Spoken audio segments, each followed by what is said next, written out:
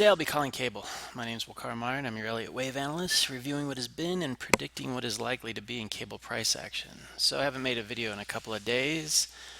Was unable to, busy in the morning, but I'm a little, I don't know.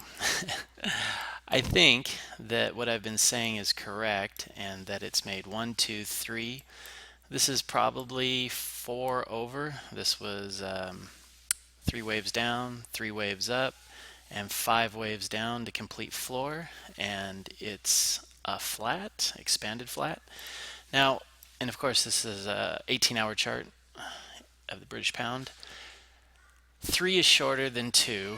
That means 5 is going to be shorter than 3 if this count is correct. Or excuse me, I said 3 is shorter than 2. I meant 3 is shorter than 1. And that means 5 will have to be shorter than 3 if this is correct. I can count this move up to this point as 5 waves, but the problem I have with that, and sometimes 3s can look like 5s, especially when there's zigzags, because they have that stretched out long move-ish look, if you will, impulsive. They can look that way. The reason why I'm going to say that 4 is over and we still need a push up in 5 is because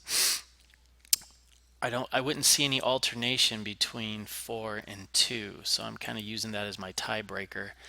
And when we connect 1 and 3, I've been saying that use the channeling technique. You can see it's pretty obvious that 4 breaks the trend line, right? So that means that when we use the channeling technique as to where this will potentially end, this move up is going to have to stay underneath this trend line, in addition to 5 being shorter than 3. So just to give you a little idea there, can it break the trend line and be shorter than 3? Well, depending on how quickly it moves up, yes. So if it moves up quickly, it can break the trend line and still be shorter than 3. Bottom line is we're just going to have to wait and see. That's all I have for today. Not a lot more to add. The only thing that I might say is if you're sort of looking for a tiebreaker, I would put a trend line over that 5 waves down, and then a convincing break of that trend line with bars closing to the other side, meaning entire bars. The entire bar closes to the other side of the trend line.